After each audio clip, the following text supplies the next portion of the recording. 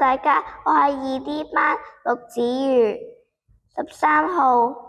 我今日會同大家講一個英文朗誦，叫 Daddy Long Legs。An extract from Daddy Long Legs by Gene Webster. The first Wednesday in every month was a perfectly awful day. A day to be awaited with dread, endured with courage, and forgotten with haste.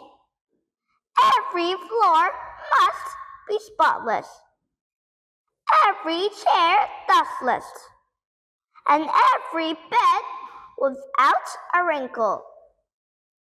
97 squirming little orphans must be scrubbed and combed and buttoned into freshly starched ginghams.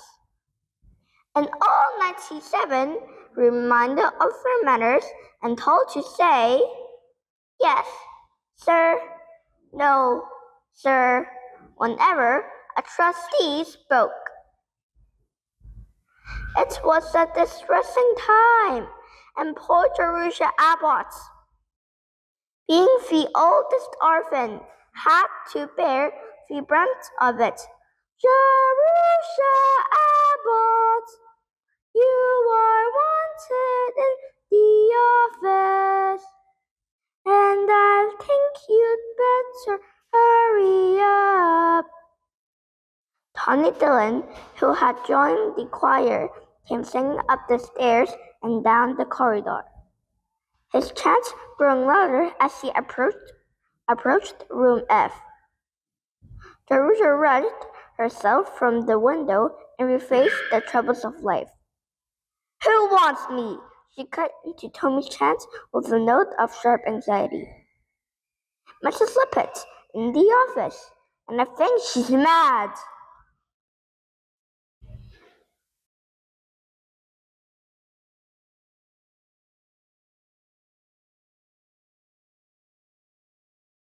大家好，我係五城灣嘅黃柏希。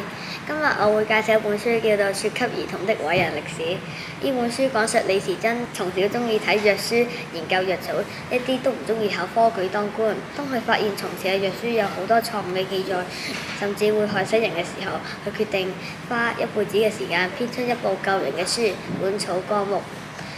花咗幾多年完成，李時珍又如何堅守興趣同志向？而家就讓我哋一齊認識一下呢位名人啦。李時珍係中國明朝，亦都係中國歷史上最著名嘅醫學家、藥學家同博物學家之一。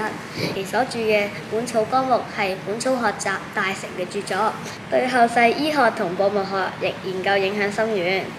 李時珍同典爵華佗、張仲景並稱中國古代4大名醫。你喺李時珍行醫救人嘅時候，佢發現古代好多本草書籍有好多錯誤嘅地方，特別係有好多毒性藥品，竟然可以被認為久服延年，危害無窮。佢於是便利用喺良醫所同太醫院閱讀大量醫籍同堅守嘅文字基礎，整理歷代嘅醫物學著作。喺編寫《本草綱目》嘅過程中，藥名混雜最使李時珍頭痛，使佢往往弄唔清藥物形狀同生長情況。過去嘅本草書雖反覆解釋，但由於大部分作者沒有深入調查，而係喺書本上抄來抄去作紙上猜度，所以越解釋越糊塗，而且矛盾百出。於是李時珍喺佢嘅徒弟龐憲、佢嘅仔李建元伴隨下，遠涉深山曠野，觀察同收集藥物標本，並親自品嚐每種藥草嘅味道，同埋確認佢哋嘅功效。除咗不辭勞苦到各地採藥以及自親試藥外，佢仲遍訪民醫宿儒，並到咗好多地方問咗漁夫、農夫等平民，以收集民間驗科。最後李時珍用咗30年完成《本草綱目》。佢堅守興趣同志向及求真嘅探究精神，真係令人敬佩。興趣閱讀呢本電子書嘅同學，得閒嗰時可以到香港教城醫閱讀計劃平台中閱讀啊！多謝大家。